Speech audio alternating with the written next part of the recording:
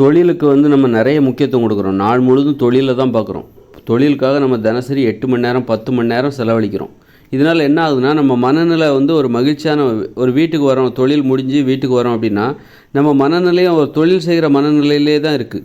அதுலேருந்து அவ்வளோ ஈஸியாக விடுபட முடியாது. டக்குன்னு மாற்றி போட முடியாது. தோசையை திருப்புற மாதிரி மனநிலையை திருப்ப முடியாது. மனநிலையை டக்குன்னு மாற்ற முடியாது.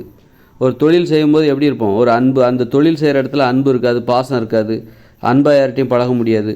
சார் மேடம் அப்படின்னு தான் நம்ம சொல்லுவோம். அப்போது ஒரு மாதிரி ஒரு இடைவெளி இருக்கும். அலுவலக உறவில் ஒரு இடைவெளி இருக்கும்.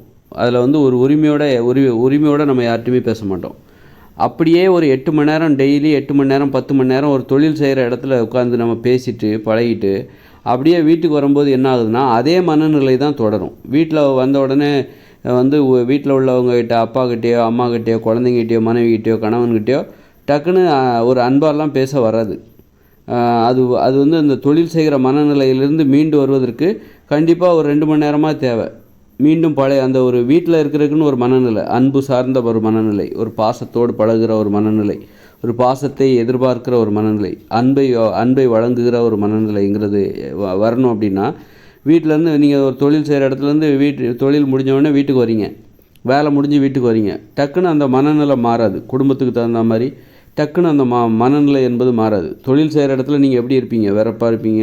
ஒரு அன்புன்னா பிடிக்காமல், அன்பு மீது வெறுப்பு தான் இருக்கும் தொழில் செய்கிற இடத்துல. ஒரு உறவு முறையில் ஆர்வம் இல்லாமல் அந்த மனநிலை அப்படியே வீட்டுக்கு வரும். அந்த மனநிலையை தூக்கிட்டு நீங்கள் வேலையை விட்டுட்டு வந்துடுவீங்க, நாளைக்கு பண்ணிக்கலாம் அப்படின்னு சொல்லிட்டு வேலை முடிஞ்சு வீட்டுக்கு வரும்போது வேலை செய்கிற மனநிலையை நீங்கள் சுமந்து கொண்டு வருகிறீர்கள் வீட்டுக்கு. ஏன்னா ரொம்ப நேரம் அந்த வேலையை பார்க்குறீங்க, ரொம்ப நேரமாக அன்பு இல்லாமல் சார் அப்படி இப்படின்லாம் பேசுகிறீங்க. தொழில் சார்ந்த அலுவலக உறவு முறைகள், சார் சொல்லுங்கள், சார் சொல்லுங்கள், மிஸ் சொல்லுங்கள் மேடம் அப்படின்னு சொல்லிட்டு பேசி அந்த அலுவலக மனநிலையோடு தான் வீட்டுக்குள்ளே வர்றீங்க. அலுவலகத்தை விட்டுட்டு வந்துட்டீங்க, ஆனால் அந்த அலுவலக மனநிலையோடு வர்றீங்க. அலுவலகத்தில் எப்படி இருப்பீங்களோ அந்த அலுவலக மனநிலையோடு வீட்டுக்கு வர்றீங்க. வீட்டுக்கு வந்து திரும்ப அந்த குடும்பத்திற்கு தகுந்தாற் போன்று நாம் நமது மனநிலையை மாற்றிக்கொள்வதற்கு 1 மணி நேரம் 2 மணி நேரமாக தேவைப்படும். அதுக்குள்ளே என்னாகும், இரவு வந்துடும், அப்புறம் தூங்க தான் போகும். தூங்க ஆரம்பிச்சிருவோம். இப்போ வேலை முடிஞ்சு நம்ம வீட்டுக்கு ஒரு 6 மணிக்கு வரோம் அப்படின்னா, அதுக்கப்புறம் பார்த்திங்கன்னா அந்த அலுவலக மனநிலையோடு தான் வீட்டுக்குள்ளே வரோம். அந்த அலுவலக மனநிலையிலேருந்து நாம் விடுபடுவதற்கு நமக்கு ஒரு மணி நேரம், ஒரு 2 மணி நேரம் தேவைப்படும். அப்புறம் மணி 8 ஆகிடும். அப்புறம் மீண்டும் அப்புறம் சாப்பிட்டு படுத்து தூங்க வேண்டியது. அந்த மாதிரி ஒரு குடும்ப வாழ்க்கையை எந்த அளவுக்கு அது பாதிக்குது பாருங்கள். தொழிலுக்கு நாம் கொடுக்குற அளவுக்கு அதிகமான முக்கியத்துவம் குடும்ப வாழ்க்கையை ஒரு எந்த அளவுக்கு பாதிக்குது, குடும்பத்தில் மகிழ்ச்சியாக இல்லாமல் செய்கிறது. தொழிலுக்கெல்லாம் தினசரி 3 மணி நேரம் தான் செலவழிக்கணும். தொழிலுக்காக நாம் செலவழிக்கிற நேரமே 3 மணி நேரம் தான். ஆனால் இந்த இயந்திர அறிவியல் உலகில் வெறும் 3 மணி நேரமே செஞ்சுட்டு நம்ம இந்த இயந்திர அறிவியல் உலகில் வாழவும் முடியாது. இந்த இயந்திர அறிவியல் உலகை நாம் பராமரிக்க முடியாது, பாதுகாக்க முடியாது. இந்த உலகத்தில் நம்ம வாழ்ந்தால் தொழிலுக்காக கண்டிப்பாக 8 மணி நேரம் 10 மணி நேரம் செலவழித்து தான் ஆகணும். அப்போ தான் அந்த தொழிலே செய்ய முடியும். வெறும் 3 மணி நேரம் 6 மணி நேரம்லாம் ரொம்ப ரொம்ப குறைவு. இல்லை 6 மணி நேரம் வேலை நேரம் 8 மணி நேரம் வேலை நேரங்கிறது கரெக்டு தான். ஆனால் எந்த அளவுக்கு ஆனால் நிறைய நேரம் வேலை பார்த்தா தான் இந்த உலகத்தை பாதுகாக்க முடியும். இந்த இயந்திர அறிவியல் உலகை பாதுகாக்க வேண்டுமென்றால் ஒரு 10 மணி நேரமாவது வேலை பார்க்கணும். அப்போ தான் இந்த உலகத்தை பாதுகாக்க முடியும். ரொம்ப பிரம்மாண்டமானது இந்த உலகம். அப்போ இங்கே உள்ள இந்த உலகத்தை நம்ம பாதுகாக்கணும், பராமரிக்கணும்னா 10 மணி நேரமாக தொழில் செய்யணும். அப்போ தான் ஒரு தொழில் செய்கிற மனநிலையோடு இருக்கணும். ஒரு தொழில் செய்கிற மனநிலையோடு எப்போதுமே வெறுப்பாகவே இருக்கணும். அன்புனாலே நமக்கு பிடிக்கக்கூடாது. அன்பு மீது உங்களுக்கு ரொம்ப ஆர்வம் இருக்குதுன்னு வச்சுக்கோங்களேன். அன்பு, பாசம், குடும்ப உறவுகள் மீது உங்களுக்கு ரொம்ப ஆர்வம் இருக்குது, பாசம் இருக்குது அப்படின்னா உங்களுக்கு தொழிலில் கவனம் குறையும், தொழிலில் ஆளுமை குறையும், தொழிலில் திறமை குறைஞ்சி போகும். அதனால தான் இந்த உலகத்தில் அப்படி திறமை குறைஞ்சிச்சின்னா என்ன ஆகும், பணத்தை நிறைய தொழிலில் திறமை குறைஞ்சி போச்சுன்னா, தொழிலில் ஆர்வம் குறைஞ்சி போச்சுன்னா பணம் சம்பாதிக்க முடியாது, வறுமையில் தள்ளப்படுவோம், நம்ம ஆசைப்பட்ட மாதிரி வாழ முடியாது. அப்படிங்கிறதுக்காக என்ன பண்ணுறாங்கன்னா, அன்பு இல்லைனாலும் பரவாயில்ல, பணம் தான் முக்கியம் அப்படின்னு சொல்லிட்டு நிறைய நேரம் தொழில் பண்ணுறாங்க. தொழில் செய்கிற மனநிலையோடு நாள் முழுவதும் தொழில் செய்கிற மனநிலையோடு வாழ்கிறார்கள். தொழில் செய்கிற மனநிலையோடு தூங்குகிறார்கள். வீட்டுக்கு வந்தாலும் அந்த தொழில் செய்கிற மனநிலை தான் அவங்களுக்கு இருக்குது. வீட்டுக்கு வந்த பிறகும் அந்த தொழிலை தான் பார்க்குறாங்க. வீட்டுக்கு வந்த பிறகும் இப்போ பள்ளிக்கூடம்னாலும் அது ஒரு தொழிற்பயிற்சி நிலையம்தான். பள்ளிக்கூடம், கல்லூரி. வீட்டுக்கு வந்தாலும் அவங்க அந்த பள்ளிக்கூட பாடத்தை தான் படிக்கிறாங்க. அப்போ வீட்டுக்குள்ளே வந்தாலும் அந்த தொழில் செய்கிற மனநிலையோடு தான் இருக்கிறார்கள். வீட்டுக்குள்ளே வந்தாலும் தொழில் செய்கிறார்கள். தொழில் ஆதிக்கம் செலுத்துகிறது. குடும்ப உறவுகள் மீது தொழில் என்பது ஆதிக்கம் செலுத்துகிறது. குடும்ப உறவுகளுக்கு, குடும்ப சூழலுக்கு மதிப்பு இல்லாமல் போகுது. குடும்பத்தில் எப்படி இருக்கணும்? குடும்பத்தில் வந்து அன்பு, பாசம், ஓய்வாக இருக்கணும், ஆடல் பாடல், மகிழ்ச்சியாக இருக்கணும். இதெல்லாம் தொழில் செய்கிறது மனநிலைக்கு எதிரானது. நம்ம என்ன பண்ணுறோம் அப்படின்னா, அலுவலகத்தில் மட்டும் வேலை செய்கிறதில்ல, வீட்டுக்கும் வந்தும் அலுவலக வேலை செய்கிறோம். பள்ளிக்கூடத்திலே புத்தகத்தை வச்சுட்டு வர்றதில்ல, வீட்டுக்கு வந்தாலும் அந்த புத்தகத்தை எடுத்துகிட்டு வரோம். ஏன்னா பள்ளிக்கூடமும் தொழிற்பயிற்சி நிலையம்தான். பள்ளிக்கூடம்னா என்ன, கல்லூரின்னா என்ன, படித்து முடிச்சுட்டு நாளைக்கு வேலைக்கு தான் போகிறாங்க. நாளைக்கு ஒரு அலுவலகத்திலே, நிறுவனத்திலே, தொழிற்சாலையிலோ வேலை தான் பார்க்க போகிறாங்க. அந்த வேலையை பார்ப்பதற்கான ஆரம்பகட்ட பயிற்சி தான் இந்த பள்ளிக்கூடமும் கல்லூரியும். அப்போ அதுவும் ஒரு அலுவலக மனநிலையோடு தான். ஒரு பள்ளிக்கூடமும் உங்களுக்கு ஒரு அலுவலக மனநிலையை தான் தரும். பள்ளிக்கூடத்தில் படிக்கிறாங்களா அந்த பசங்களுக்கு பள்ளிக்கூடம் என்பது ஒரு அலுவலக மனப்பான்மை தான் தரும். அப்போ வீட்டுக்கு வந்த பிறகும் அவங்க என்ன பண்ணுறாங்க, 8 மணி நேரம் ஸ்கூலில் இருக்காங்களா, பள்ளிக்கூடத்தில் இருக்காங்க, கல்லூரியில் வீட்டுக்கு வந்த பிறகும் அவங்க வந்து வீட்டு பாடத்தை படிக்கிறாங்க. வீட்டு பாடத்தை படிக்கும்போது அவங்களுக்கு ஒரு அலுவலக மனப்பான்மையோடு தான் வீட்லேயும் இருக்காங்க. எனி டைம் எல்லா நேரமும் ஒரு அலுவலக மனப்பான்மையோடு, ஒரு மனப்பான்மையோடு வாழ்ந்து கொண்டிருக்கிறார்கள். இந்த உலகத்தில் மக்கள் பெரும்பாலும் ஒரு மனப்பான்மையோடு வாழ்கிறார்கள். 15 மணி நேரம்லாம் வேலை செய்கிறவங்க இருக்காங்க. வேலை செஞ்சால் தான் பிழைக்க முடியும் இந்த உலகத்தில் அப்படிங்கிறதுனால எப்போவுமே ஒரு அலுவலக மனப்பான்மையோடு, ஒரு மணி மைண்டடோடையே வாழ்ந்துட்டுருக்காங்க. ஒரு வீடுன்னு வந்தால் ரிலாக்ஸ்டாக இருக்கணும், ஓய்வாக இருக்கணும், ஆடல் பாடல், அன்பு பாசம், அப்படி இருக்க முடியாது. அப்படி இருந்தால் தொழில் செய்வதில் ஆர்வம் குறைஞ்சிரும். அன்பு பாசத்துக்கு பின்னாடி போனால் நமக்கு தொழில் செய்வதில் ஆர்வம் குறைஞ்சிரும், நேரமும் குறைஞ்சிரும். ரொம்ப நேரம் தொழில் செய்கிறதுக்கு நம்மளால் முடியாது. அப்போ தொழில் செய்கிற திறமை குறைஞ்சி போகும். குறைவான நேரம் உழைச்சா குறைவான திறமை தான் இருக்கும். குறைவான நேரம் தொழில் செய்தால் குறைவான திறமை தான் இருக்கும். அதனால் என்ன பண்ணுறாங்கன்னா, அன்பு பாசம்தான் இந்த இயந்திர அறிவியல் உலகில் ஒரு தொழில் திறமையை வளர்த்து கொள்வதற்கு எதிரி யாருன்னா அன்பு பாசம்தான். உனக்கு குடும்ப உறவுகள் மீது அன்பு பாசம் அதிகமாக இருக்கிறது, நட்பு, ஃப்ரெண்ட்ஸு, நண்பர்கள், கணவன், மனைவி, குழந்தைகள், குடும்பம், அப்பா அம்மா, தாத்தா பாட்டி, இது போன்ற உறவுகளில் உனக்கு ரொம்ப பாசம் அதிகமாக இருக்குன்னா நீ தொழில் செய்கிற ஆர்வம் வந்து உனக்கு குறைஞ்சிரும். தொழில் செய்கிற நேரமும் குறைஞ்சிரும். தொழில் செய்கிற அந்த திறமையும் குறைஞ்சி போகும். அப்போ பணமும் உன்னால் சம்பாதிக்க முடியாது. அதுக்கு பயந்துக்கிட்டே மக்கள் என்ன பார்க்குறாங்கன்னா, பணம் வேணும், குடும்பம் நல்லா இருக்கணும், ஆனால் குடும்பத்தினரோடு அன்பாக பேசக்கூடாது, அன்பாக பழகக்கூடாது, குடும்பத்தினரோடு நேரம் செலவழிக்கக்கூடாது. ஆனால் ஒரு குடும்பங்கிறது ஒரு நல்ல வீடு. குடும்பம்னா என்ன தெரியுமா, குடும்ப மகிழ்ச்சிங்கிறது நல்ல பெரிய வீடு, டிவி, சோபா எல்லாமே இருக்கணும். ஆனால் அங்கே உள்ளே இருக்கிறவங்க ஒரு அன்பாக இருக்கிறாங்களா? அது இல்லை, அது முடியாது. உனக்கு இதெல்லாம் எது வேணும்? உனக்கு அன்பு வேணும்னா எளிமையாக தான் வாழணும். 8 மணி நேரம் வேலை, மீதம் உள்ள நேரம் குடும்பத்தோடு சந்தோஷமாக இருக்கணும். ஆனால் நிறைய பணம் கிடைக்காது. தொழிலில் திறமையாக இருக்க முடியாது. ஏதாவது ஒரு வேலை, கூலி வேலை தான் பார்க்க முடியும். தொழில் திறமையை அதிகரித்து கொள்ள நம்ம எப்போவும் ஒரு தொழில் மனப்பான்மையோடு வாழ வேண்டும். தொழில் மனப்பான்மைங்கிறது என்னது? அன்பு பாசம் இல்லாத ஒரு மனநிலை, உறவு முறையை விரும்பாத ஒரு மனநிலை, அதான் தொழில் மனப்பான்மை. எப்போதும் தொழிலை பற்றியே யோசிக்கிறது. அப்படி இருக்கும்போது நமக்கு அன்பு பாசமே நமக்கு பிடிக்காமல் போயிடும். எப்போவுமே பணம் சம்பாதிக்கிற பற்றியே யோசித்து நம்ம வந்து அன்பு பாசமே பிடிக்காது. வீட்டுக்கு வந்தாலும் சரி, வேலை வெளியே இப்போ அப்படி தான் லட்சியவாதிகள்லாம் பார்த்தா எப்போ பார்த்தாலும் பணம், அன்பு பாசம்னா என்னென்னே தெரியாது. அன்பு பாசத்தை அனுமதிக்கவே மாட்டாங்க. ஒரு சும்மா குடும்பம் எல்லாமே போயிட்டு வராங்க, வீடு குடும்பம் எல்லாருமே உறவினர்கள் எல்லாரையும் பார்ப்பாங்க. ஆனால் ஒரு அலுவலக மனப்பான்மையோடு பார்ப்பாங்க. ஒரு அன்பு பாச மனப்பான்மையோடு பார்க்குறதுங்கிறது ரொம்ப வேறு மாதிரியான ஒரு அனுபவத்தை தரும். அந்த மாதிரி ஒரு குடும்பம், அந்த மாதிரி இப்போ வந்து தொழில் என்பது அந்த அளவுக்கு குடும்ப அமைப்பு மீது ரொம்ப ஆதிக்கம் செலுத்துகிறது. ஒரு அன்பு பாசத்துக்கு எதிரானது தொழில் செய்கிற மனப்பான்மை இருக்குல்ல, அன்பு பாசத்துக்கு எதிரானது. தொழில் செய்கிற இடத்துல அன்பு பாசமே கிடையாது. அப்படி எப்போ பார்த்தாலும் அன்பு பாசம் கிடையாது, உறவு முறைக்கு இடம் கிடையாது.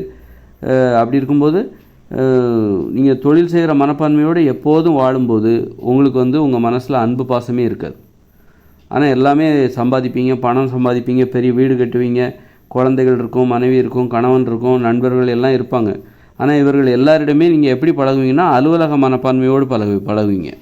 ஒரு அன்பு பாசத்தோடு பழக மாட்டீங்க, அலுவலக மனப்பான்மையோடு பழகுவீங்க. ஏன்னா அந்த மனப்பான்மையை இழந்துட்டால் உங்களால் பணம் சம்பாதிக்க முடியாது. அந்த மனப்பான்மை தான் நிறைய பணம் சம்பாதிச்சு பெரிய வீடெல்லாம் கட்டினதுக்கு என்ன காரணம்னா அலுவலக மனப்பான்மை தான். ஆனால் அவ்வளோ பெரிய வீடு கட்டினாலும் அதுக்குள்ளே இருக்கிற அந்த குடும்ப உறுப்பினர்கள் ஒருவருக்கொருவர் அன்பாக இருக்க மாட்டாங்க. ஒரு அலுவலக உறவுமுறை தான் அங்கு பின்பற்றப்படும். அலுவலகத்தில் எப்படி இன்னொருத்தர்கிட்ட பேசுவார், சார் சொல்லுங்கள் என்ன சார், அப்படி அளவோடு பேசிட்டு குடும்பத்தில் அதான் இப்போ நடக்குது. குடும்ப உறவுகளில் என்ன நடக்குன்னா அளவாக பேசிக்கிட்டு அதிகம் பேசாமல் ஒருத்தர் தனிமையாக இருந்துக்கிறாங்க. ஆனால் குடும்பங்கிறது ஒன்றா இருக்கணும், ஒன்றா இருந்தால் நல்லா இருக்குது, பார்த்துக்கலாம். பேசு ரொம்ப அதிகமாக பேச மாட்டாங்க, அளவோடு பேசிவிட்டு அவங்கவுங்க தனிமையை பாதுகாத்துக்குவாங்க. காரணம் என்னென்னா அன்பு பாசமே இப்போ இல்லை. காரணம் என்னென்னா அலுவலக மனப்பான்மையோடு வீட்டுக்குள்ளே இருக்காங்க. அலுவலகத்தில் வேலை செய்கிற மனப்பான்மையோடு வீட்டுக்கு வருகிறார்கள். எப்போ பார்த்தாலும் பணத்தை சம்பாதிக்கிற மனப்பான்மையோடு வீட்டுக்கு எப்போ 24 மணி நேரம் அவங்களுக்கு பணம் சம்பாதிக்கிற மனப்பான்மை தான். தூங்கும்போதும் ஒரு அலுவலக மனப்பான்மையோடு தூங்குவது. இப்படி இந்த தொழில் என்பது ஒரு அந்த அலுவலகம்னா தொழில் தானே. தொழில் மனப்பான்மை என்பது அந்த தொழில் என்பது குடும்ப உறவுகள் மீது ஆதிக்கம் செலுத்துகிறது. குடும்ப அமைப்பு மீது, குடும்ப அமைப்பில் உள்ள அந்த மகிழ்ச்சியை இல்லாமல் செய்து விடுகிறது.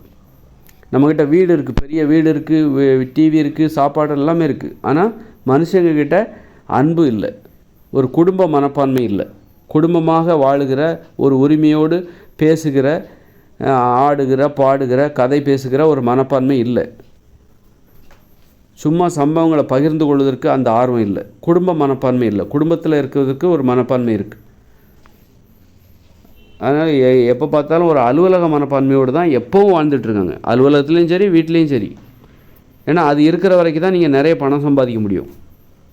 அது இல்லைன்னா உங்களால் பணம் சம்பாதிக்க முடியாது, பெரிய வீடு கட்ட முடியாது. அப்போ இப்போ எது உங்களுக்கு முக்கியம்? குடும்ப மனப்பான்மையா, அலுவலக மனப்பான்மையா, பணமா, பாசமா? பணம்தான் முக்கியம், பாசம் அப்போ ரெண்டாவது அப்படின்னு சொல்லிட்டு இப்போ பணத்தோடு இருக்காங்க, ஆனால் பாசத்தோடு இல்லை. பெரிய பெரிய வீடு எல்லாமே இருக்குது. மக்கள் சிலர்கிட்ட பெரிய பெரிய வீடு இருக்குது. சரி, சின்ன வீட்டில் உள்ளவங்க பாசத்தோடு இருக்காங்களா? சிறிய வீடு வச்சுருக்காங்களே அவங்க பாசத்தோடு இருக்காங்களா? அவங்களுக்கும் பெரிய வீடு கட்டணுங்கிற அந்த கனவில் அவங்களுக்கு இருக்கிற அந்த வாய்ப்புகளையும் அவங்க எப்போதும் அவங்களும் நிறைய பணம் சம்பாதிக்கணுங்கிற எண்ணத்தோடு அவங்களால முடியலை. சிலரால் முடியுது, பலரால் அது முடியவில்லை நிறைய பணம் சம்பாதிப்பதற்கு. சிலரால் மட்டும் அது முடிகிறது, சாத்தியமாகிறது. பலருக்கும் நிறைய பணம் என்கிற ஆசையிலே இருக்காங்க. நிறைய பணம் சம்பாதிக்க முடியலனாலும் அந்த ஆசையோடு இருக்கிறதுனால அவங்களாலேயும் அன்பு பாசத்தோடு நடந்து கொள்ள முடியவில்லை. குடும்ப உறவுகளில் அன்பு பாசத்தை வெளிப்படுத்த முடியவில்லை.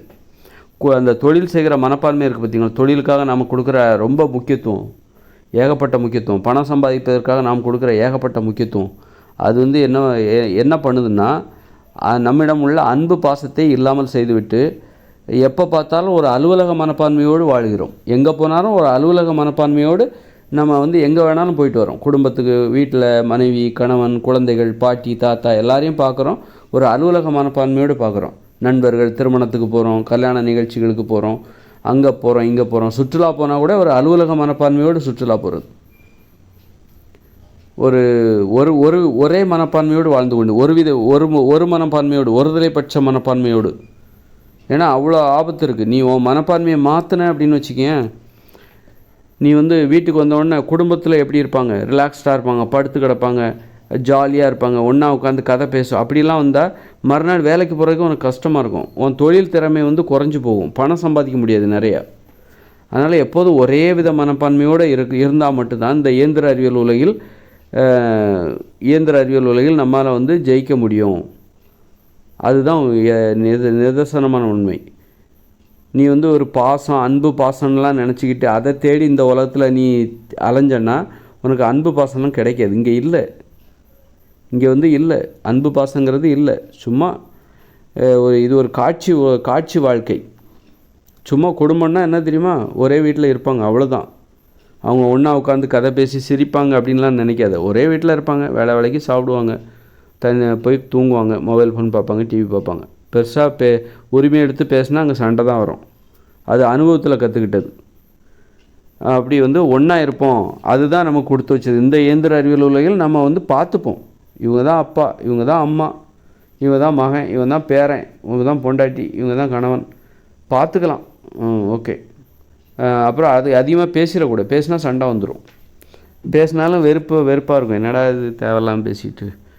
அதனால் அப்படின்னா டிவி அந்த மாதிரி இது ஒரு சும்மா ஆனால் ஒரு குடும்பமாக இருக்காங்களே தவிர குடும்பமாக வாழ்கிறார்களா? இல்லை, வாழ முடியாது. காரணம் என்னென்னா, எல்லாரும் ஒரே மனநிலையோடு இருக்கார். தொழில் மனப்பான்மையோடு, பணம் சம்பாதிக்கிற மனப்பான்மையோடு, அலுவலக மனப்பான்மையோடு ஒரே மனநிலையோடு வாழ்கிறார்கள். அப்படித்தான் வாழ வேண்டும். வாழ்ந்தால் தான் இந்த இயந்திர அறிவியல் உலகில் நீங்கள் பயனுள்ள செயல்களை செய்ய முடியும். நீங்கள் அன்பை தேடி போனீங்கன்னா உங்களுக்கு அதுக்கு உங்களுக்கு கம்பெனி கொடுக்குறக்கு ஆள் வேணும்ல. நீங்கள் மட்டும் அன்பை தேடி போனால் மட்டும் போதாது. உங்கள் வீட்டிலையும் அவங்களுக்கும் அன்பை தேடி, உங்கள் வீட்லேயும் நண்பர்களுக்கும் அந்த அன்பை தேடுகிற ஆட்கள் இங்கே இருக்கணும். இங்கே இருக்கவே முடியாது. இங்கே ஒருதலை பட்சமாக தான் இருக்க முடியும். இது ஒரு போர்க்களம். போர்க்களத்தில் நீங்கள் எப்படி காதல் பண்ண முடியும், எப்படி அன்பு செலுத்த முடியும்? இது ஒரு நுட்பமான போர்க்களம். மனித வாழ்க்கை மீது வன்முறையை நிகழ்த்துகிற ஒரு வாழ்க்கை முறை. இது மனித வாழ்க்கை மீது வன்முறை, அதுதான் இந்த இயந்திர அறிவியல் உலகம். மனித வாழ்க்கை மீது நிகழ்த்தப்பட்ட, மனுஷங்க மீது நிகழ்த்தப்பட்ட ஒரு வன்முறை தான் ஒரு நுட்பமான வன்முறை, ஒரு ரகசியமான மறைமுகமான வன்முறை. அதை புரிஞ்சுக்கிறதுக்கு அறிவு வேணும். இது ஒரு போர்க்களம். இது போர்க்களத்தில் எப்படி நீ அன்பு பாசத்தோடு இருக்க முடியும்? போர்க்களத்தில் உனக்கு அழுகையும் வராது, சிரிப்பும் வராது. இப்போ எத்தனை பேர் சிரிக்கிறாங்க வாய் விட்டு? எத்தனை பேர் தினமும் சிரிக்கிறாங்க? எத்தனை பேர் அழுகிறாங்க? அடிக்கடி அழவும் செய்யணும், சிரிக்கவும் செய்யணும். அழுகையும் சிரிப்பும் அடிக்கடி வரணும், மாற்றி மாற்றி வந்துக்கிட்டே இருக்கணும். வெறும் சிரிக்க மட்டுமே மக்கள் ஆசைப்படுகிறார்கள், அழுவதற்கு ஆசைப்படுவதில்லை. அதுதான் முரண்பாடு. அதான் அந்த ரெண்டுக்குமே ஆசைப்பட்டால் தான் சிரிப்பு வரும். அழுகிறதுக்கு ஆசைப்படணும், அப்போ தான் சிரிப்பு வரும். சிரிக்கிறதுக்கு ஆசைப்பட்டால் அழுகையும் வரும். ரெண்டுமே ஏற்றுக்கணும். சிரிக்கிறது மட்டுமே பெருமையாக நினைக்கிறாங்க, அழுகிறத புரிஞ்சிக்கலாம். அவங்க அழுகிறத ஏற்றுக்க மாட்டேங்கிறாங்க. அதனால தான் நிறைய பேர் சிரிக்க முடியும். அழுகையை ஏற்றுக்கிட்டால் தான் உனக்கு சிரிப்பே வரும். அழுகையை ஏற்றுக்கிட்டால் தான் உனக்கு சிரிப்பே வரும். அந்த மாதிரி மக்கள் எல்லாருமே கொஞ்சம் ஒரே மனப்பான்மையோடு இருந்த இந்த உலகத்தில் இயந்திர அறிவியல் உலகம் இருக்கிற வரைக்கும் இது ஒரு போர்க்களம் என்பதால் இன்னும் போர் முடியலை. 2040 வரைக்கும் இந்த யுத்தம் நடக்கும். இந்த யுத்தத்தின் முடிவில் மனுஷங்க என்ன ஆக போகிறாங்க, யுத்தம் எப்படி முடிய போகுது அப்படின்னு மட்டும்தான் எதிர்பார்க்கணும். 2040 வரைக்கும் நீங்கள் இது ஒரு யுத்த காலம், போர்க்களம். இது போர்க்களத்தில் நீங்கள் இந்த போர் எப்படி முடிய போகுது அப்படின்னு மட்டும் காத்துருங்க. அதுக்கப்புறம் தான் நீங்கள் மகிழ்ச்சியாக இருப்பதற்கு நீங்கள் அதுக்கப்புறம் தான் அன்பு பாசம் நிறைந்த உலகம். அது இயற்கையோடு இணைந்த மனித வாழ்க்கை என்பது அன்பு பாசம். அங்கே தொழில் செய்கிற மனப்பான்மையோடு அங்கே வாழவே முடியும். 3 மணி நேரம் தான் தொழில் செய்கிறீங்க. இயற்கையோடு இணைந்த மனித வாழ்க்கையில் 3 மணி நேரம் தான் தொழிலே. 7 மணி, காலைல 7 மணிக்கு போயிட்டு காலைல 10 மணிக்கு வந்துடணும். 2 ஏக்கர் நிலம், 8 வயசுக்கு மேலே உள்ளவங்களுக்கு 2 ஏக்கர் நிலம் கொடுத்துருவாங்க. தனித்தனியாக உழைக்கிறீங்க. ஆண்கள் தனியாக, பெண்கள் தனியாக. ஆண்கள் ஒவ்வொருத்தரும் தனித்தனியாக உழைக்கிறீங்க, கூட்டாக உழைக்கவே கூடாது. யாருக்கிடையும் நீங்கள் இருக்க வேண்டாம். நீங்களும் யாரையும் வேலை வாங்க வேண்டாம். உங்களுக்கு நீங்கள் தான் முதலாளி, உங்களுக்கு நீங்கள் தான் தொழிலாளி. அமைதியாக பேசாமல் யார்கிட்டையும் பேசக்கூடாது. தொழில் செய்கிற இடத்துல யார்கிட்டையும் பேசக்கூடாது, யாரையும் தொடக்கூடாது, யார்கிட்டையும் உணவை பகிர்ந்து கொள்ளக்கூடாது, யாரையும் பார்ப்பதையும் தவிர்த்து விட வேண்டும். அந்த மாதிரி தொழில் செய்கிற இடத்துக்குள்ளே போயிட்டு அப்படி வெளியில் வரணும். தொழில் செய்துவிட்டு 10 மணிக்கு வெளியில் வீட்டுக்கு வந்த பிறகு தான் பேசணும். அப்போ வீட்டுக்கு வரும்போது நம்ம ஒரு குடும்ப மனப்பான்மை வந்துடும் நமக்கு. ஒரு குடும்பம்னா என்ன, அன்பு பாசம், அது அந்த மனப்பான்மை இருக்குல்ல, அந்த மனப்பான்மை வந்துடும். ஏன்னா அவங்க தொழில் செய்கிற இடத்துல யார்கிட்டையும் பேச மாட்டாங்க, யாரையும் வேலை வாங்க மாட்டாங்க. அவங்கவுங்க வேலையை அவங்கவுங்க வயல் எல்லாத்துக்கும் 8 வயசுக்கு மேலே உள்ள எல்லாத்துக்கும் 2 ஏக்கர் விளைநிலம் கொடுக்கப்பட்டு விடும். அந்த விளைநிலத்தில் அவர்கள் உணவை உற்பத்தி செய்து அவரவருக்கு தேவையான உணவை உற்பத்தி செய்வார்கள். தற்சார்பு வாழ்க்கை முறை அது. அதனால் அவங்க மனநிலை எப்போதுமே இந்த பேசுகிறது எங்கே பேசுவாங்க, தொழில் செய்கிற இடத்துல பேச மாட்டாங்க. அப்படியே பேச வேண்டிய அவசியம் வந்துன்னா கூட எதாவது தவிர்க்க முடியாமல் எதாவது சொல்லணுங்கிற சைகையில் பேசிக்கணும். சைகையில் தான் பேசிக்கணும். ஏன்னா பேசுகிறது அப்படின்னாலே அதில் அன்பு இருக்கணும். நீ தொழில் செய்கிற இடத்துல பேசினாக்கா அதில் அன்பு இருக்காது, பாசம் இருக்காது. தொழில் செய்கிற இடத்துல நின்றுட்டு நீ என்ன பேசினாலும், அன்பாக பேசினாலும் அதில் அன்பு இருக்காது. அந்த சூழ்நிலை தான் உங்களை மாற்றும். ஒரு சூழ்நிலை உங்களை ஆக்கிரமிக்கும். அந்த சூழ்நிலைக்குள்ளே பண்பு தான் உங்களுக்கு வரும். நீங்கள் எந்த இடத்துல இருக்கீங்களோ அந்த இடத்துலோடைய தன்மை உங்களுக்கு வந்துடும். தொழில் செய்கிற இடத்துல இருந்தாங்கன்னா அந்த தொழில் செய்கிற மனநிலை உங்களுக்கு வந்துவிடும். அதுமாதிரி வீட்டுக்கு வந்தால் வீட்டில் யாராலும் தொழில் செய்ய முடியாது. தொழில் செய்கிற மனநிலை வீட்டுக்கு வந்தால் வராது. வீட்டில் வந்தால் ரிலாக்ஸ்டாக இருக்கணும் அப்படின்னு தான் தோணும். ஆனால் இப்போ இப்படிப்பட்ட முரண்பாடான மனநிலையில் மக்கள் வாழ்ந்து கொண்டிருக்கிறார்கள். தொழில் செய்கிற பேசுகிறதுனாலே அன்பு தான் இருக்கணும். அதில் அன்பு இருக்கணும். பேசுகிறதுனாலே அன்பு இருக்கணும். பேசினாலே அதில் அன்பு இருந்தால் தான் பேசணும். பாசம் இருக்கணும், உரிமை இருக்கணும், உறவு இருக்கணும். அப்போ தான் பேசணும். அன்பு இல்லாமல் பேசக்கூடாது. அப்படிங்கிறதுனால தான் இயற்கையோடு இணைந்த மனித வாழ்க்கையில் தொழில் செய்கிற இடத்துல பேசாதீங்க அப்படிங்கிற விதிமுறையை நான் போட்டேன். தொழில் செய்கிற இடத்துல நீ பேசாத. நீ பேசினாலே அதில் அன்பு இருக்கணும். அன்பு இல்லாமல் பேச பழகாத. அன்பு இல்லாமல் கோபப்பட பழகாத. உன்னுடைய கோபத்தில் அன்பு இருக்க வேண்டும். அப்போ அதனால தான் வந்து இப்போ நம்ம இயந்திர அறிவியல் உலகில் நம்ம வேலை செய்கிற இடத்துல நம்முடைய மேலதிகாரி நம்மளை கோவப்படுவார். வேலை செய்கிற இடத்துல அன்பு இருக்காது. அன்பு கிடையாது, இருக்க வாய்ப்பே கிடையாது. அப்போ மேலதிகாரியோ யாரோ ஒருத்தர் சக பணியாளரும் நம்மக்கிட்ட கோவப்படுவார். அதனால் அதில் வந்து அன்பே இருக்காது. அது வந்து வேறு மாதிரியானது. அதில் அன்பு இல்லாத கோபம் அது. அந்த மாதிரி கோவப்படக்கூடாது. உணர்ச்சிகளுக்குன்னு ஒரு மரியாதை இருக்குது. நம்ம பேசுகிறதுக்குன்னு ஒரு மரியாதை இருக்குது. அன்பு இல்லாமல் பேச பழகாதே. அன்பு இல்லாமல் கோபப்பட பழகாதே. அதுக்காக தான் வந்து இப்போ இயந்திர அறிவியல் உலகில் என்ன நடக்குது? அன்பு இல்லாமல் வேலை 8 மணி நேரம் 10 மணி நேரம் வேலை பார்க்குறாங்க. நிறைய பேசுகிறாங்க. வேலை செய்கிற இடத்துல நிறைய பேசுகிறாங்க. அலுவலக ரீதியாக பேசுகிறார்கள். தொழிலுக்காக பேசுகிறாங்க. அதில் எதுலையாவது அன்பு இருக்குமா? அன்பு இல்லை.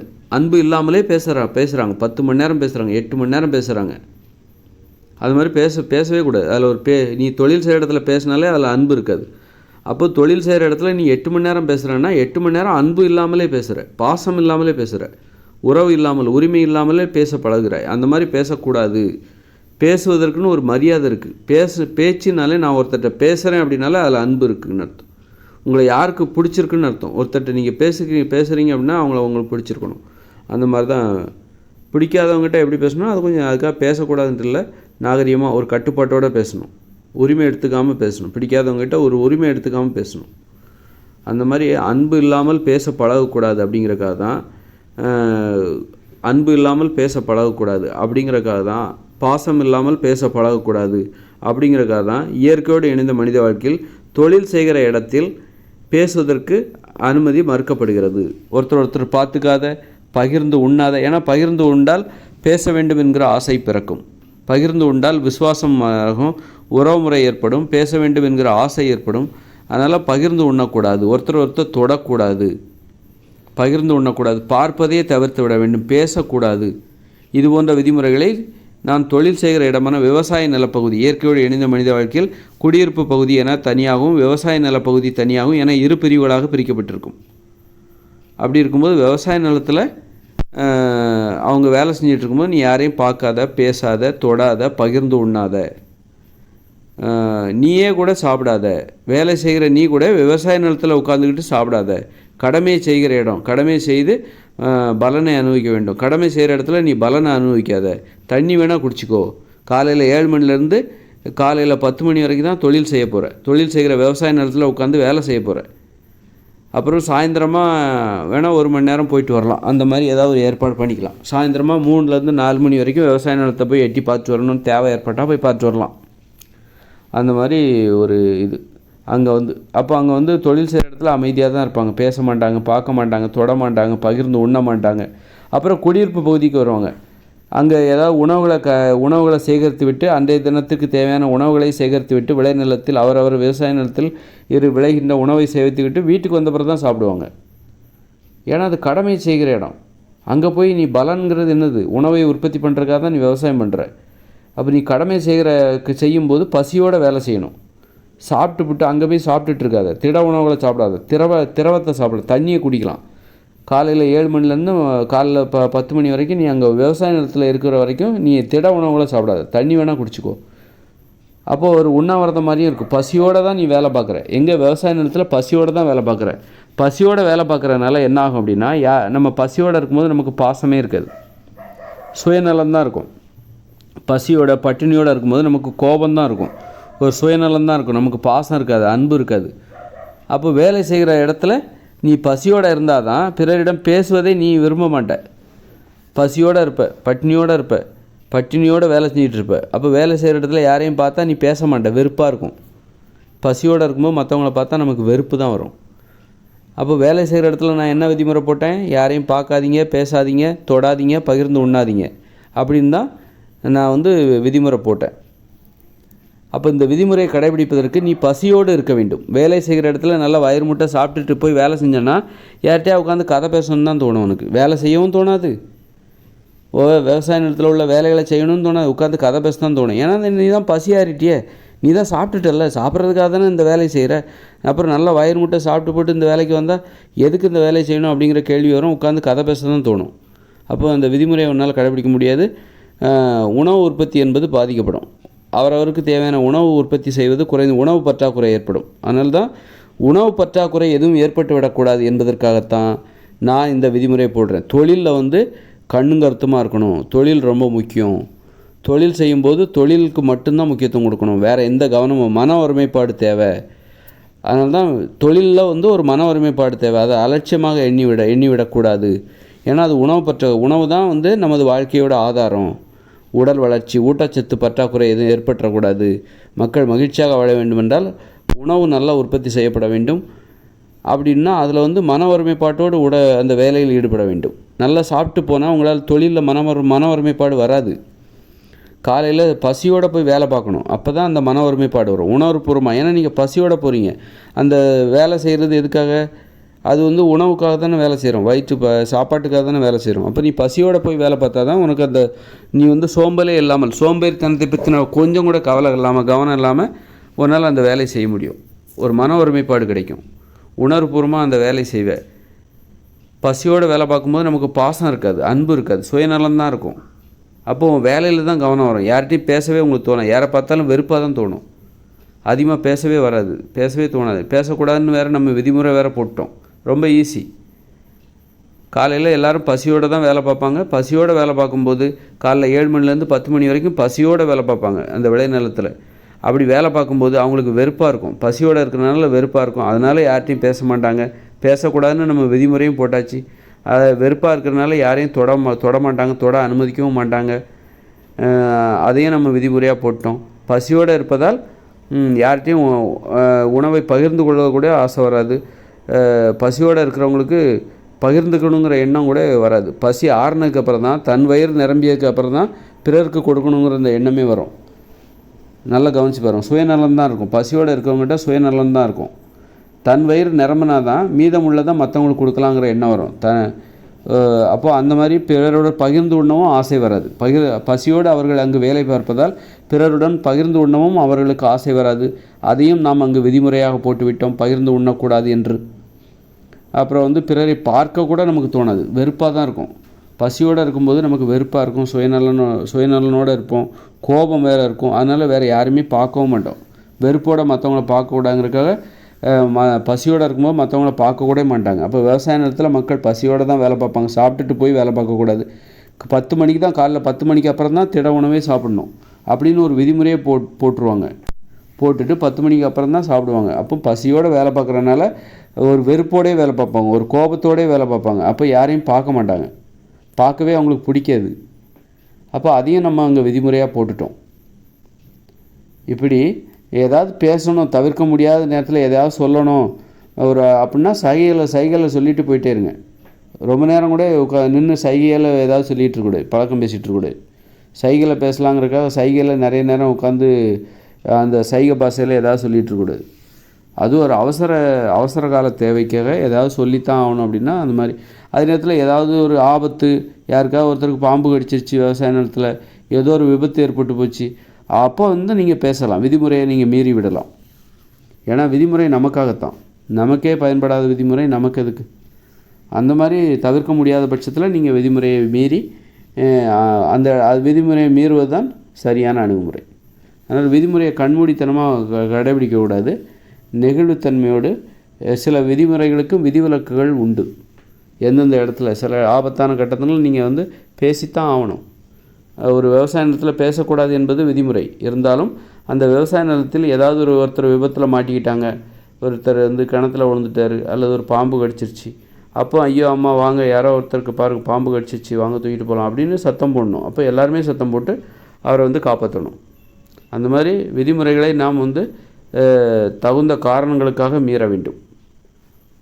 அது வந்து அங்கே நடக்கும். அப்போது அவங்க வந்து ஒரு வேலை செய்கிற இடத்துல அமைதியாக இருப்பாங்களா? அப்போ வீட்டுக்கு வரும்போது அதாவது அமைதியாக இருப்பாங்க, யார்கிட்டையும் பேச மாட்டாங்க. வீட்டுக்கு வரும்போது டக்குன்னு அவங்க மாறிடுவாங்க. ஏன்னா வேலை செய்கிற இடத்துல சுத்தமாக அமைதியாக தான் இருக்காங்க, பேசவே இல்லை. அவங்க வீட்டுக்கு வந்த பிறகு தான் பேசுவாங்க. வேலை முடிஞ்சு வீட்டுக்கு வந்த பிறகு தான் குழந்தைகள், மனைவி, கணவன் இவங்களெல்லாம் பார்த்து, உறவினர்கள், அப்பா அம்மா எல்லாத்தையும் பார்த்து ஒருத்தருக்கு ஒருத்தர் பேசிப்பாங்க. பேச்சினாலே அதில் அன்பு இருக்கணும் அப்படிங்கிறக்காக தான். நீ அன்பு இல்லாமல் பேச பழகாதே. அதனால தான் தொழில் செய்கிற இடத்துல நீ பேசாதே. ஏன்னா தொழில் செய்கிற இடத்துக்கு நீ போயிட்டாலே உனக்கு அன்பு இருக்காது, பாசம் இருக்காது. நம்மெல்லாம் சூழ்நிலை கைதி. சூழ்நிலை நம்மை அப்படி மாற்றிவிடும். சூழ்நிலை நம்மளை மாற்றிடும்.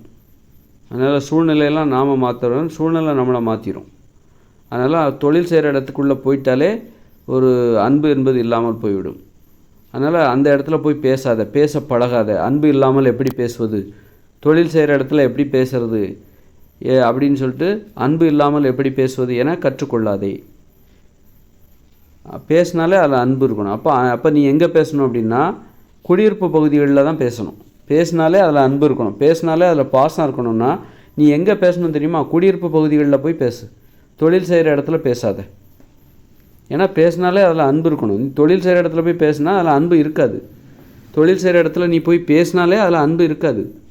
பார்வையில் கூட அன்பு இருக்காது. அதான் தொழில் செய்கிற துறவு தான். ஒரு துறவி மனப்பான்மையோடு தொழில் செய்ய வேண்டும்.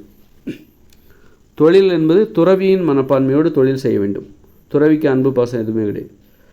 அப்புறம் அதை விட்டுட்டு வெளியே வந்து நீ வீட்டுக்கு வரியா, ஒரு உறவியாக ஆகிவிட வேண்டும். துறவி என்கிற அந்த வேடத்தை கலைந்து விட்டு உறவியாக ஆகிவிட வேண்டும். அன்பு பாசத்தை எதிர்பார்க்கிற சம்சாரியாக ஆகிவிட வேண்டும். பிரம்மச்சாரி சம்சாரி அந்த மாதிரி விற்கிறவராக மாறிவிடக்கூடாது. சம்சாரியாக மாறுகிறேன் என்பதற்காக உடனே வீட்டுக்கு வந்தவுடனே சம்சாவை எடுத்துக்கிட்டு வியாபாரத்துக்கு கிளம்பிடக்கூடாது. அந்த மாதிரி ஒரு துறவியாக நீ தொழில் செய்கிற இடத்தில் துறவியாக இருக்க வேண்டும். ஒரு துறவி போல இருக்கும். முற்றும் துறந்த முனிவராக முனிவளாக மாறிவிட வேண்டும். முனிவளாக பெண்கள் முனிவியாகவும் மாறிவிட வேண்டும். முற்றும் துறந்து விட வேண்டும். பசியோடு இருந்தால் உனக்கு காதலே வராது. ஒரு காதலியை பார்த்தா கூட வெறுப்பாக தான் இருக்கும். பசியோடு இருந்தால் சுயநலம்தான் இருக்கும். அதனால் தொழில் செய்கிற இடத்துல காதல் பண்ணிடாத. அதுக்கு தான் தொழில் செய்கிற இடத்துக்குன்னு ஒரு ஒழுக்கம் வேணும், கட்டுப்பாடு வேணும். ஏன்னா தொழில் தான் நம்மளை வாழ வைக்குது. நல்லா கவனிச்சுங்க. உணவு தான் நம்மளை வாழ வைக்குது. தொழில் என்ன தொழில் பண்ணுறோம்? நம்ம இயற்கையோடு இணைந்த மனித வாழ்க்கையில் எல்லாரும் என்ன தொழிலை பண்ண போகிறாங்க? உணவு உற்பத்தி தான். அந்த உணவு தான் நம்மளை வாழ வைக்கும். நாம் வாழ்வதற்கு ஆதாரமே அந்த உணவு தான். அங்கே போயிட்டு அங்கே போய் நீ காதல் பண்ணான்னா அது எப்படி தெரியுமா? சமையலறைக்குள்ளே போயிட்டு ஆயிருந்த மாதிரி. நடு ஹாலில் போய் டிவி ஓடிட்டுருக்கு, அந்த ஹாலில் போய் நீ ஆயிருந்தா எப்படி இருக்கும்? ஒரு சின்ன குழந்தை இருந்தால் தெரியாமல் இருந்துச்சு அப்படின்னு சொல்லலாம். நீ எல்லாம் விவரம் தெரிஞ்சு போய் ஆயிருக்கு அப்படின்னா ஒரு சமையலறையில் போய் அங்கே உணவு சமைச்சிட்ருப்பாங்க. நீ ஒரு 30 வயசு 35 வயசு ஆள், 50 60 வயசு ஆள் போய் சமையலறையில் போய் திறந்த வழியில் ஆயிருந்தா எப்படி இருக்கும்? அதே மாதிரி தான் தொழில் செய்கிற இடத்துல போய் நீ காதல் பண்ணாலோ அன்பாக பேசினாலோ அது அப்படிப்பட்டது தான். தொழில் செய்கிற இடத்துக்குன்னு ஒரு கட்டுப்பாடு இருக்குது, ஒரு தன்மை இருக்குது, ஒரு சூழ்நிலை தன்மை இருக்குது. அதை நீ காப்பாற்றணும், அதுக்கு மதிப்பு கொடு. அப்போ தான் மன ஒருமைப்பாடு சாத்தியமாகும். இன்றைக்கி பாருங்கள், இயந்திர அறிவியல் உலகில் என்ன நடக்குது? இன்றைக்கி உள்ள உலகத்தில் ஆணையும் பெண்ணையும் சேர்ந்து படிக்க வைக்கிறாங்க, சேர்ந்து தொழில் செய்கிறாங்க. அங்கே பார்த்தா ஒரே காதல். அப்புறம் காதலிக்காத ரெண்டு பேரையும் ஒன்றா வச்சு அப்புறம் காதலிக்காமல் என்ன பண்ணுவாங்க? ஆணும் பெண்ணையும் ஒன்றா படிக்க வச்சா காதலிக்காமல் என்ன பண்ணுவாங்க? அங்கே போய் பஞ்சாயத்து பண்ணிட்டு கிடக்கு. ஏன் அவங்ககிட்ட பேசினேன், நீங்கள் ஏன் இவங்ககிட்ட பேசுனீங்க, ஏன் உங்களுக்குள்ளே காதல் வந்தது? ஒன்றா வச்சா பின்ன காதல் வராதா என்ன? ரொம்ப அந்த அளவுக்கு முட்டா பசங்களாக இருக்காங்க. ஒரு இடமும் தெரிய மாட்டேங்குது, மண்ணாங்கட்டி. இவ்வளோ கால ஒரு அனுபவத்தில் இதெல்லாம் நீ தெரியாமல் என்னத்தை தான் ஆண்களுக்கு தனியாக பள்ளிக்கூடம், பெண்களுக்கு தனியாக பள்ளிக்கூடம். மன ஒருமைப்பாடு அதிகரிக்கும், அந்த மனச்சிதைவு ஏற்படாது. மன ஒருமைப்பாடு இல்லாமல் போகாது. மன ஒருமைப்பாடு தேவையில்லாத பிரச்சனைகளை எதுக்கு அங்கே ரெண்டு பேரையும் ஒன்றா வச்சுக்கிட்டு காதல் பஞ்சாயத்து தேவையில்லாமல் நேரம் வீணடிக்கப்படுது. நோக்கமே வேறையாக போகுது. பள்ளிக்கூடத்துக்கு வருகிற ஒரு மாணவியோட நோக்கமே வேறையாக போயிடுது. கல்லூரிக்கு போனால் ஏதோ சைட் அடிக்க போகிறாங்க. அப்படி நம்ம ஒன்று கற்றுக்க போகிறோம், தொழிலை கற்றுக்கிறதுக்கான ஆரம்ப பயிற்சி நிலையம் தான் அந்த பள்ளிக்கூடம், கல்லூரி. அப்போ தொழிலை கற்றுக்கணும், பிற்காலங்களில் நல்ல தொழில் செய்யணும், அந்த நினப்பு தான் உனக்கு வரணும். இங்கே ஆண்களையும் பெண்கள் எஜுகேஷனுங்கிற பேரில் ரெண்டு பேரையும் ஒன்றா உட்கார வச்சு படிச்சுக்கிட்டு அப்புறம் அவங்களுக்குள்ளே இப்போ ரொம்ப காதல் அதிகமாகி போச்சு. அதனால் எல்லாருக்கும் இப்போ அப்போ நோக்கமே பள்ளிக்கூடம்னா ஜாலியாக இருக்கணும், காதலிக்கணும். எப்படி படிப்பு ஏறும்? படிப்புங்கிற எப்படி படிக்க முடியும்? எப்படி மன ஒருமைப்பாடு வரும்? அதனால் தேவையில்லாத பிரச்சனைகள்லாம் உருவாக்கி படிப்பை கெடுத்துட்டாங்க, படிக்க விடாங்க. அதனால தான் தொழில் செய்கிற இடங்கிறது ஒரு துறவியோட மனப்பான்மையோடு தொழில் செய்ய வேண்டும். அவன் அங்கெல்லாம் தொடக்கூடாது, ஒருத்தர் தொடக்கூடாது, பகிர்ந்து உண்ணக்கூடாது, யாரையும் வாடா போடான்னு பேசக்கூடாது, வாங்க போங்கன்னு தான் பேசணும். அதே மாதிரி இந்த விதிமுறையை நான் அங்கே போட்டிருக்கேன். எங்கே இயற்கையோடு இணைந்த மனித வாழ்க்கையில் பேச வேண்டிய நிர்பந்தம் வந்தால் வயது வித்தியாசம் இல்லாமல் ஒருவர் வாங்க போங்கன்னு தான் பேசணும், பேச வேண்டிய நிர்பந்தம் வந்தால். அதுலேயும் சில இடங்களில் பேசுவதற்கு நான் அனுமதி கொடுத்துருக்கேன். எங்கள் தொழில் செய்கிற இடமா இருந்தாலும் சில இடங்களில் பேசுவதற்கு அனுமதி கொடுத்துருக்கேன். எங்கன்னா ஃபஸ்ட்டு வந்து என்ன வரும்னா, குடியிருப்பு பகுதிக்கு பின்புறமாக பெண்களுடைய விளைநில பகுதி வரும். பெண்களுடைய விளைநிலம் ஒரு 8 விளைநிலம் ஒன்றன் பின் ஒன்றாக இருக்கும். ஒவ்வொரு கூட்டு குடும்பத்திற்கும் பின்னாடியும் ஒன்றன் பின் ஒன்றாக 8 விளைநிலம் இருக்கும். அது பெண்களுக்கானது. ஒரு குடும்பத்தில் 8 பெண்கள் 8 ஆண்கள் இருப்பார்கள். மொத்தம் 16 பேர் தான் இருப்பாங்க. அந்த எண்ணிக்கை கூடவே கூடாது. 2 குழந்தைகளை மட்டுமே பெற்றுக்கொண்டால் ஒரு கூட்டு குடும்பத்தின் எண்ணிக்கை எப்போதுமே 16ஆகத்தான் இருக்கும். இப்படி அதன் பிறகு ஒரு 8 விளைநிலம் வருகுதா, 2 ஏக்கர் விளைநிலம், ஒரு 2 ஏக்கர் விளைநிலம், அதுக்கப்புறம் ஒரு 2 ஏக்கர் விளைநிலம், அதுக்கப்புறம் ஒரு 2 ஏக்கர் விளைநிலம், இப்படி 8 விளைநிலம் வந்துடும். அதுக்கப்புறம் ஒரு சாலை குறுக்க வரும். ஒரு ஆண்களுடைய விளைநிலத்தையும் பெண்களுடைய விளைநில பகுதியும் பிரிக்கிற சாலை, ஒரு பொது சாலை, ஆண்களும் பெண்களும் பயன்படுத்துகிற ஒரு பொது சாலை வரும். அந்த சாலையில் நீங்கள் பேசிக்கலாம். ஏன்னா விளைநிலங்கிற ரொம்ப மிகப்பெரிய பரப்பளவு. அப்போ அதுக்குள்ளே போயிட்டு நீ பேசாமலே எப்படி இருக்கிறது, ரொம்ப கஷ்டமாக இருக்கும். அது ஒரு மிகப்பெரிய பரப்பளவு விளைநிலம் என்பது. ஒவ்வொரு கூட்டு குடும்பத்துக்கும் 32 ஏக்கர் விளைநிலம். 300 கூட்டு குடும்பங்கள் கொண்டது ஒரு ஊர். 300 கூட்டு குடும்பத்துக்கும் ஒவ்வொரு கூட்டு குடும்பத்துக்கும் 32 ஏக்கர் விளைநிலம். ஒரு தெருவில் 10 கூட்டு குடும்பம், 10 கூட்டு குடும்பத்துக்கும் ஒவ்வொரு கூட்டு குடும்பத்துக்கும் 32 ஏக்கர். இப்படி விளைநில பகுதி பெரிய பகுதி. அதனால் அவ்வளோ பெரிய பகுதியில் பேசாமலே இருந்து அந்த இடத்த கடந்து வர்றது கொஞ்சம் கஷ்டமாக இருக்கும். பேச வேண்டிய அவசியம் ஏற்படலாம். அதனால் பேசினா கூட வாங்க போங்கன்னு பேசணும். அது எந்த இடத்துல அப்படின்னா, குடியிருப்பு பகுதிக்கு பின்புறமாக அந்த விளைநிலம், பெண்களுடைய விளைநிலம் ஃபஸ்ட்டு இருக்கும். அதன் அடுத்தால ஒரு பெரிய ஒரு அகலமான ஒரு சாலை இருக்கும். அதுக்கு அடுத்த ஆண்களுடைய விளைநிலம் ஆரம்பிக்கும். பெண்களுடைய விளைநில பகுதியும் ஆண்களுடைய விளைநில பகுதியும் பிரிக்கின்ற அந்த சாலை இருக்குது பாருங்கள், அந்த சாலையில் நீ பேசலாம். ஆனால் அப்படி பேசினாலும் என்ன பேசணும், தொடாமல் பேசணும், பகிர்ந்து உண்ணக்கூடாது, வாங்க போங்கன்னு பேசணும். சின்னவங்க பெரியவங்க வித்தியாசம்லாம் இல்லாமல் எல்லாரையும் வாங்க போங்கன்னு மட்டும்தான் பேசணும். பகிர்ந்து உண்ணக்கூடாது, தொடக்கூடாது. அந்த சாலையில் இருக்கும்போது அப்போ மக்களுக்கு வந்து இந்த விதிமுறைகள் எவ்வளோ அழகாக இருக்குல்ல. எங்கே பேசணும், எங்கே எப்படி பேசணும், இதை சொல்லி கொடுப்பாங்க பெரியவங்க. இந்த இடத்துல வந்தால் நீ வாங்க போங்கன்னு தான் பேசணும், வாடா போடானோ பேசக்கூடாது. அப்பாவாக இருந்தாலும் மகன்கிட்ட அப்பா பேசும்போது வாங்க போங்கன்னு பேசணும். அந்த மாதிரி ஒரு கட்டுப்பாடு அங்கு நிலவுகிறது. அதே நேரத்தில் ஆண்களும் பெண்களும் பேசக்கூடாது. ஆண்களுக்குள்ளே பேசுங்க, பெண்களுக்குள்ளே தான் பேசிக்கணும். அப்படி பேசினாலும் வாங்க போங்கன்னு மட்டும்தான் பேசணும். வாடி போடி வாடா போடா அப்படின்னு பேசக்கூடாது. இந்த விதிமுறை எப்படி? அப்புறம் குடியிருப்பு பகுதிக்குள்ளே போயிட்டாக்கா பெரியவங்க சின்னவங்கள வா போ வாடா போடான்னு பேசலாம். விளைநில பகுதியை விட்டு வெளியேறி குடியிருப்பு பகுதிக்கு போயிட்டாங்கன்னு வச்சுக்கோங்க, அங்கே வந்து நீ எப்படி பேசலாம், வாடா போடா, வா போ, வாடி போடி, என்னடி சொல்கிறீ, அப்போ சொல்லுங்கள் தாத்தா, அந்த மாதிரி பேர் சொல்லி உறவுமுறை பேர் சொல்லி பேசலாம். இப்போ நான் வந்து சொன்னேனே, இந்த ஒரு ஆண்களுடைய விளைநில பகுதியும் பெண்களுடைய விளைநில பகுதியும் பிரிக்கிற அந்த சாலை இருக்குது. அந்த சாலையில் ஆண்களுக்குள்ளே பேசிக்கணும், பெண்களுக்குள்ளே பேசிக்கணும். 2 பேருமே பயன்படுத்துகிற சாலை தான். அந்த சாலையில் வந்து ஆண்களுக்குள்ளேயும் பெண்களுக்குள்ளேயும் பேசினா ஆண்களும் பெண்களும் பேசக்கூடாது அப்படின்னு நான் ஒரு விதிமுறை போட்டேன்ல. அதில் வந்து பார்த்திங்கன்னா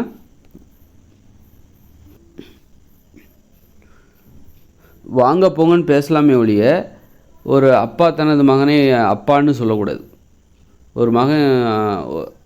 ஒரு மகன் தனது அப்பாவை பார்த்து அப்பான்னு சொல்லக்கூடாது. வாங்க போங்க அவ்வளோதான்.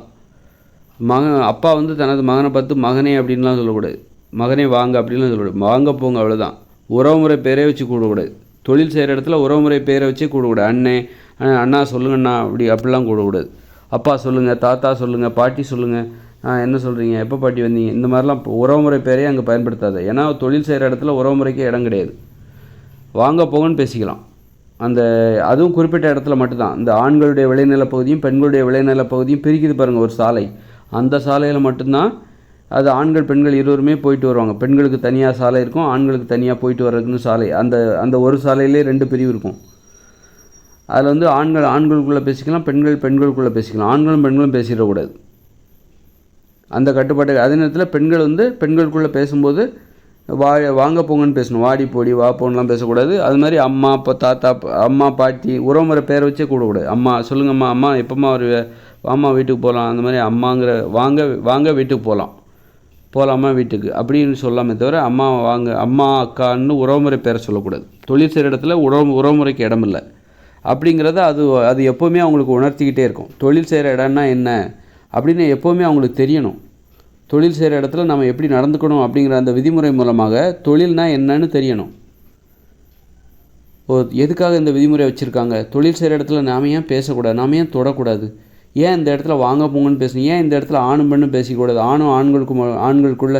ஆண்களுக்குள்ளே மட்டும்தான் பேசுவதற்கு அனுமதி, பெண்களுக்குள்ளே மட்டும்தான் பேசுவதற்கு அனுமதி, அப்படி பேசினாலும் வாங்க போங்கன்னு தான் பேசணும், தொடக்கூடாது ஏன், பகிர்ந்து உண்ணக்கூடாது ஏன், உறவுமுறை பெயர் வச்சு கூடக்கூடாது ஏன் அப்படின்னு அந்த கேள்வி அவங்களுக்கு எப்போவுமே ஏற்படும். எப்போவுமே அதுக்கு பதிலையும் அவங்க தெரிஞ்சுக்கிட்டே இருப்பாங்க. இன்றைக்கி பார்த்தீங்களா, இன்றைக்கி தொழில்னால் என்னென்னே தெரியல. தொழில் செய்கிற இடத்துல என்ன பண்ணணும்னு அங்கே லவ் பண்ணுறாங்க, எல்லாமே பண்ணுறாங்க, காதலிக்கிறாங்க. சமயத்தில் சில இடங்களில் காமம் கூட நடக்குது, உடலுறவு கூட வச்சுக்கிறாங்க தொழில் செய்கிற இடத்துல. அந்த அளவுக்கு அப்போ அந்த இடம்னா என்னன்னு தெரில. அதான் அறியாமை, அதான் மூட நம்பிக்கை. அந்த இடத்த பற்றி ஒன்றுமே தெரில. தொழில் செய்கிற இடம்னா என்னென்னே தெரில, அங்கே எப்படி இருக்கணும்னே தெரில.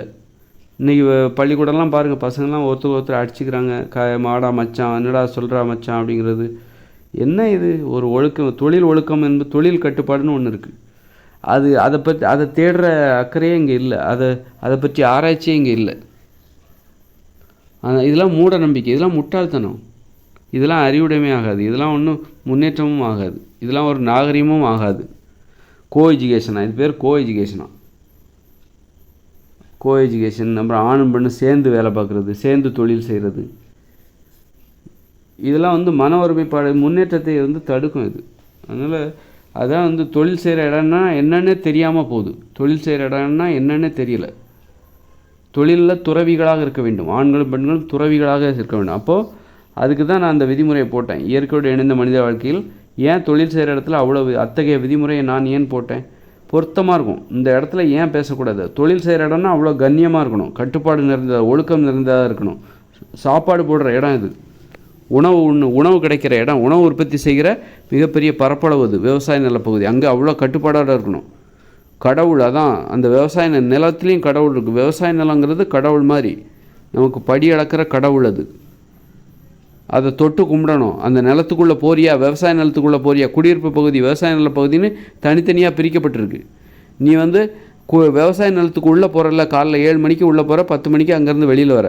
விவசாய நிலத்துக்கு உள்ளே போகும்போது விவசாய நிலத்தை தொட்டு கும்பிட்டுட்டு உள்ளே போ. அதுதான் கடவுள். 2 கையும் வச்சு தொட்டு குனிஞ்சி தொட்டு கும்பிட்டுட்டு தான் உள்ளே போகணும். அப்போ தான் அது புனிதமானதாக என்றைக்குமே உனக்கு தெரியும். அது ஒரு கடவுள், நிலக்கடவுள். நிறைய கடவுள் இருக்காங்க. காற்று ஒரு கடவுள், தண்ணீர் என்பது ஒரு, காற்று இல்லாமல் உயிர் வாழ முடியாது. அப்போ அந்த காற்று ஒரு கடவுள், தண்ணீர் இல்லாமல் உயிர் வாழ முடியாது. தண்ணீர் என்பது ஒரு கடவுள். நிலம் இல்லாமல், இந்த விவசாய நிலம் இல்லாமல் உயிர் வாழ முடியாது. அப்போ அது ஒரு கடவுள். எதெல்லாம் இல்லைன்னா நாம் உயிர் வாழ முடியாதோ அதெல்லாம் தான் கடவுள். அதுதான் அறிவுபூர்வமான கடவுள், அறிவோடு பொருந்துகிற கடவுள். அப்புறம் நீ விவசாயத்தில் வேலை முடிச்சுட்டு காலைல 7 மணிக்கு போயிட்டு 10 மணிக்கு திரும்ப என்ன பண்ணுற, விவசாய நிலத்தை விட்டு வெளியேறி குடியிருப்பு பகுதிக்குள்ளே போகிற. குடியிருப்பு பகுதிக்குள்ளே போனோடனே குடியிருப்பு பகுதியை தொட்டு கும்பிடணும். 2 கையை வச்சு தொட்டு கும்பிட்டுட்டு தான் நீ உள்ளே வரணும். இந்த வழக்கத்தை கடைபிடிக்கணும். அப்போ தான் குடியிருப்பு பகுதி அது ஒரு வித கடவுள். குடியிருப்பு பகுதிகளில் தான் நீ உறவுமுறை, அன்பு, பாசம். அங்கே தொழில் செய்கிற பகுதி, குடியிருப்பு பகுதின்னு தனித்தனியாக பிரிக்கப்பட்டிருக்கும். நீ குடியிருப்பு பகுதிகளிலிருந்து நீ விவசாய நிலத்துக்குள்ளே போகும்போது, விவசாய நிலம் இருக்கிற அந்த பகுதிகளுக்குள் போகும்போது அந்த நிலத்தை தொட்டு கும்பிட்டுட்டு நீ உள்ளே போகிற. அப்புறம் வேலை முடிஞ்சு காலைல 7 மணிக்கு போயிட்டு 10 மணி வரைக்கும் நீ வேலை செய்கிற. வேலை செஞ்சுட்டு அந்த விவசாய நிலத்தை விட்டு வெளியேறி குடியிருப்பு பகுதிக்கு வர. குடியிருப்பு பகுதிக்குள்ளே நுழைஞ்ச உடனே 2 கையால் அந்த குடியிருப்பு பகுதியை தொட்டு கும்பிடு. இதுதான் கடவுளை வணங்குகிற முறை. அடிக்கடி இதை பண்ணணும். அடிக்கடி எப்படிங்க பண்ணுறது? அப்புறம் அம்மாவை பாரு. நீ அம்மாவை பார்க்குறியா, அம்மாவை தொட்டு கும்பிடு. தினமும் ஒரு வாட்டியாவது அம்மாவை தொட்டு கும்பிடு, அப்பாவை தொட்டு கும்பிடு. அது மாதிரி அந்த மாதிரி பெரியவங்களை தொட்டு கும்பிடு. யார் பெரியவங்களோ அவங்க காலை தொட்டு கும்பிடு, காலை தொட்டு கும்பிடு. எப்படிங்க இப்படியே அடிக்கடி பண்ணிக்கிட்டே இருக்கு? இப்போ அப்போ முஸ்லீம்கள்லாம் 5 வாட்டி தொழுகை செய்கிறது இல்லையா? அப்போ கிறிஸ்டின்லாம் 5 வாட்டி சிலுவையெல்லாம் போட்டுப்பாங்க. பிதாசுதன் பரிசுத்த ஆவியின் பெயரால் அப்படி ஏதோ சொல்லிப்பாங்க. ஆமென் அப்படின்னு ஏதோ சொல்லிப்பாங்க. அடிக்கடி கும்பிட்றது இல்லையா, அடிக்கடி கடவுளை கும்பிட்றது இல்லையா, அதனால் ஒரு பிரயோஜனமும் கிடையாது. அதனால் இங்கே அழிவு தான் வந்து சேரும், மூட நம்பிக்கைகள் தான். அதையே செய்யும்போது அறிவுபூர்வமான கடவுள், இந்த காற்று, மழை வருதா உடனே கும்பிடு, மழையை கும்பிடு, சூரியனை பார்த்து கும்பிடு, இப்படி கும்பிட்றதே நமக்கு ஒரு வாழ்க்கை. அது எப்போவுமே இது கடவுள், அதனால தான் கும்பிட்றோம். கடவுளை ஞாபகம் வச்சுக்கணும். இவங்கெல்லாம் கடவுள், நமக்கு நாமே ஞாபகப்படுத்திக்கணும். மனசுக்குள்ளே இருக்குங்க, அதை ஏன் வெளியே காட்டணும்?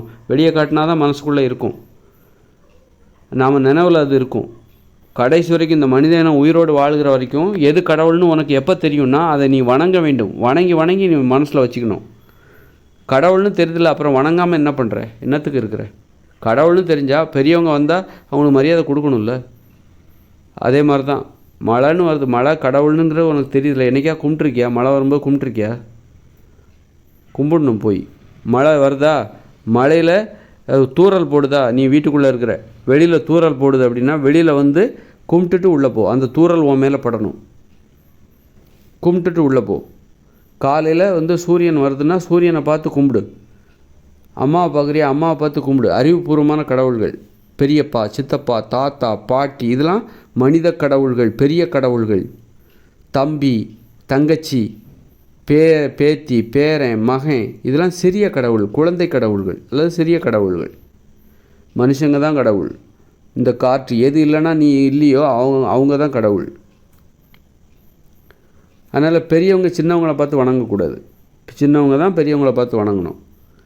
குழந்தை கடவுளுங்கிறக்க அப்பா வந்து மகனை பார்த்து வணங்கக்கூடாது, மகன் தான் அப்பாவை பார்த்து வணங்கணும். சிறிய கடவுள்கள் பெரிய கடவுள்களுக்கு வணங்க வேண்டும். எல்லாருமே கடவுள் தான், இருந்தாலும் பெரிய கடவுள்களுக்கு சிறிய கடவுள்கள் பணிவாக நடந்து கொள்ள வேண்டும். பெரிய கடவுள்களிடம் சிறிய கடவுள் பணிவாக நடந்து, இதுதான் வந்து கடவுள் வழிபாடு. எது இல்லைன்னா நாம் இல்லையோ அதையெல்லாம் வணங்க வேண்டும். இந்த காற்று, விவசாய நிலம், அதை தொட்டு கும்பிடணும். அந்த மாதிரி ஒரு பக்திமயமாக பதிபக்தியோடு வாழ வேண்டும் நம்ம மனித வாழ்க்கை என்பது. அப்போ தான் அவங்க கட்டுப்பாடோடு இருப்பான். ஆனால் அதுக்குள்ளே சுதந்திரம் இருக்கணும். அவன் விருப்பப்பட்ட வாழ்க்கையை வாழணும். கண்மூடித்தனமாக எதையும் பின்பற்றாத. பெரியவங்க சொன்னானே எதையும் கடைபிடிக்கும். அறிவுக்கு அது பொருந்துனா மட்டும்தான். அறிவுக்கு நீ கேள்வி கேளு, ஏன் இதை செய்யணும், உனக்கு குழப்பமாக இருக்கா? கண்மூடித்தனமாக ஒன்றை கடைபிடிக்க யாராவது சொன்னால் இது எனக்கு எதுக்காக இதை பண்ணணும், இதுக்கு என்ன காரணம் சொல்லுங்கள் அப்படின்னு கேட்கணும். சும்மா அவங்க சொல்லுவாங்க எனக்கு தெரில அப்படி சொன்னால் அதை கடைபிடிக்கவே கூடாது. எதை கடைபிடித்தாலும் அதில் ஒரு அர்த்தம் இருக்க வேண்டும். அறிவியல் பூர்வமான அணுகுமுறை அதில் இருக்க வேண்டும். அறிவியல் பூர்வமான ஒரு விளக்கம் இருக்க வேண்டும் அதில். அதுதான் கடவுள், அதுதான் கடவுள் வழிபாடு. சும்மா அதை பற்றி கேள்வியே கேட்கக்கூடாது அப்படின்னா அது பேர் கடவுளே கிடையாது. அதுக்கு பேர் என்ன தெரியுமா? குடவுள்.